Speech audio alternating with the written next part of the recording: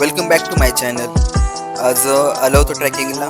तर ट्रेकिंगला सकाळी सकाळी मॉर्निंगला 6 वाजता आम्हाला जायचं होतं. त्यामुळे सगळेजण गाडीत सगळ्यांना भरून घेतलं. त्यानंतर थोडी मस्ती वगैरे करून हॉटेलला आम्ही तिथं 3:30-4 तासात पोहोचलो आम्ही. त्यानंतर नाश्ता वगैरे सगळ्यांनी करून घेतला. त्यानंतर आम्ही 10 वाजता तिथून ट्रेकिंगसाठी निघालो. ऊन तर खूप होतं, पण वार एवढा जोरात चालू होतं त्यामुळे उन्हाचं काही झळा लागतच नव्हत्या. त्यानंतर आम्ही इथं वर पोहोचलो. तसं झाडाझुडपात थोडं नेचरमध्ये यायला खूप वेगळं वाटतं आणि खूप दिवसात न आल्यामुळं आणि एक वेगळंच आनंदाचं वातावरण असल्यासारखं वाटत होतं. त्यानंतर एक आम्हाला दादाने एक छानशी माहिती सांगत होता, थोडीशी मस्ती पण चालू होती. तर बघा तुम्ही.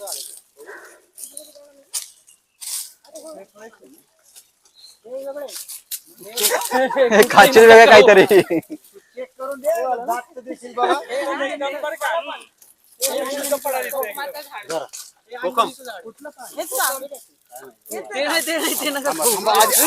आधी दात पडते. अरे बापरे, खाशील वेगळं काय ते खावा. थांबा आणि खाऊ द्या. कोणाचे पडले आपण नाही खायचं. हो गणेश सर, तुम्ही सगळ्यांना पानं खाता. ठीक आहे मॅडम, आपण डिवाइड करून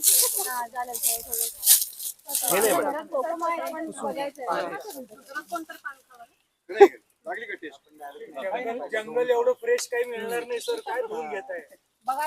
हा, तेवढं पण खरं आहे.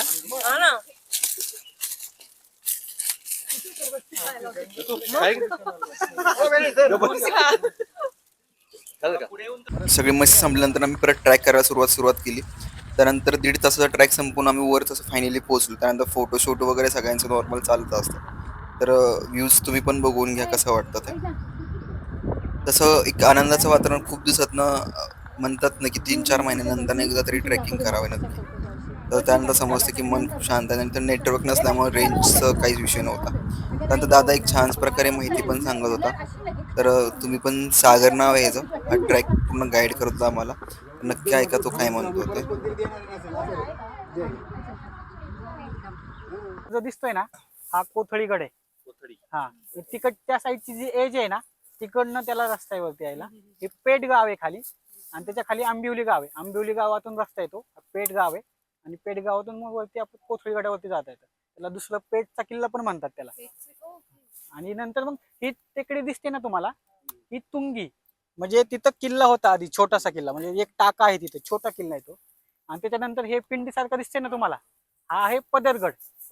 पदरगड. आता हा वरचा डोंगर आणि हे पिंड, याच्यामध्ये जो हे गॅप दिसते ना तुम्हाला, दरी, तिथून वरती यायला त्याला रस्ता आहे. तिथे चिमणी क्लाइम्बिंग आहे. म्हणजे जर जास्त जाडा माणूस असेल तर वरती येऊ शकत नाही, कारण अशा याच्यामधून तुम्हाला वरती चढावं लागतं. असं चिमणी क्लाइम्बिंग आहे त्याला. त्याच्यानंतर मग वरती सगळ्यात उंच दिसते ना तुम्हाला, अशा 2 फण्या दिसतात तुम्हाला. अशा 2 फण्या दिसतात का, ते नागफणी आहे. म्हणजे भीमाशंकरचा नागफणी पॉइंट आहे. सगळ्यात उंच दिसते ना, अशा दोन टोकं दिसतात ना, पदरगडच्या वरतीच. हा, पदरगडच्या वरतीच. हा, 2 दिसतात ना टेकड्या, ते नागफणी कडा आहे. म्हणजे तिथंच भीमाशंकर आहे. आणि नागफणी आणि पदरगडच्या मध्ये तुम्हाला एक मागे एक किल्ला दिसतोय का लास्टला, हा तो आहे सिद्धगड. आणि जर अजून वातावरण थोडं स्पष्ट असतं ना, त्याच्या पाठीमागं गोरखगड आहे, तो सुद्धा दिसला असता आपल्याला. ह्या साईडला इकडे पेब किल्ला आहे, पेबचा. पेब पेब. आणि त्याच्याच बाजूला मग माथेरान आहे. आता जर रात्री आलो ना आपण, माथेरानच्या लाईट सुद्धा दिसतात इथून. नाही, यायचं नाही, सांगते. जायचंच नाही, इथं थांबायचं. भीमाशंकर हा का? हो, हे वरती दिसतंय ना हो, भीमाशंकर. आता लोणावळा ते भीमाशंकर असा एक ट्रेक आहे. तो येताना मग असं एजनी जातो आपण, आणि भीमाशंकरला एंड होतो. आणि तो इकडे गेलो ना, इकडून आपल्याला मग ते डागबैरी वगैरे दिसतात. हा, पण इकडे जायला लागतं. हो, जवळच आहे सगळं. वनात पण गेले होते, म्हणजे याला रामखंड म्हणतात. आता हे रिझर्व ठेवलेलं आहे, जे लोक तोडत पण नाही याला. याच्यामध्ये वनस्पती आहेत भरपूर, औषधी वनस्पती, त्यामुळे लोक अजिबात तोडत नाही याला. हे रिझर्व ठेवले म्हणून रामखंड. उंबरखिंड माहिती ना तुम्हाला?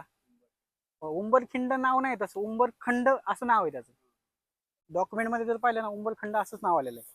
तसंच हा रामखंड. ते कसं, म्हणजे आधी डोंगर, नंतर जो सपाट भाग आहे ना त्याला खंड म्हणतात, आणि नंतर मग खाली कोकण. हे खालचं आहे ना, ते सगळं कोकण आहे तुम्हाला. आता हे कोकण भाग आला. रायगड जिल्हा आहे हा.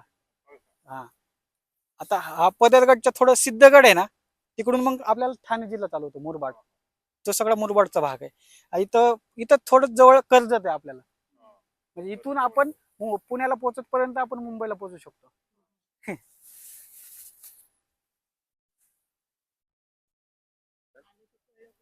सर्व माहिती घेतल्यानंतर थोडा फोटोशूट वगैरे करून घेतला. एक नंबर. त्यानंतर ट्रॅक आम्ही खाली उतरायला सुरुवात केली आणि तर आपल्या रिसॉर्टला सगळेजण मार्गस्थ होण्यासाठी निघालो आम्ही.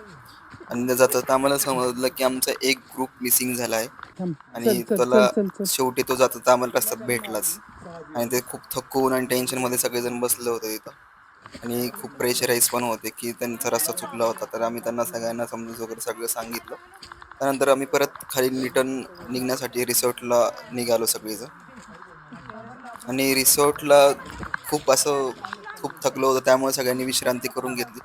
सगळ्यांनी 1-1.5-2 तास झोपून घेतलं. त्यानंतर परत 5 वाजता आम्ही क्रिकेट खेळण्यासाठी सगळी ग्राउंडला पोहोचलो. क्रिकेट वगैरे सगळं खेळून घेतलं. त्यानंतर गरम गरम भजिया पण तयार झाले होते, तेव्हा भजी वगैरे सगळ्यांनी खाऊन घेतले.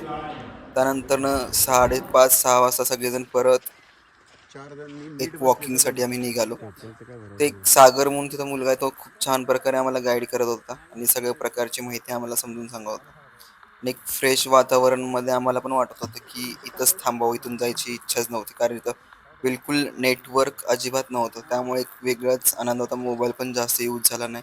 No Instagram, no YouTube, no कुठल्याही प्रकारचा ॲप इथं चालत नसल्यामुळं हे खूप एक वेगळा आनंद भेटत होता. त्यानंतर संध्याकाळी थोडंसं चिल पार्टी सगळ्यांनी करून गया हूँ घेतली. मैं चाहत में तेरी, अब दिन गुजरते नहीं, रातें कटती नहीं, एक तस्वीर से बातें बनती नहीं, तो आजा ना जा बेवफा, बेवफा ना जा, बेवफा आजा, बेवफा ना जा, डूबा डूबा रहता हूँ आँखों में तेरी. फायनली आमचा ट्रॅक सगळा एंड झाला आणि शेवटी मॉर्निंगला आम्ही परत रिटर्न पुण्यासाठी निघालो. तर तुम्हाला कसं वाटला व्हिडिओ नक्की लाईक, शेअर, कमेंट्स नक्की करा आणि चॅनल नक्की आवडला असेल व्हिडिओ तर नक्की सबस्क्राईब करा आणि फॉलोच वाढवा. Thank you so much.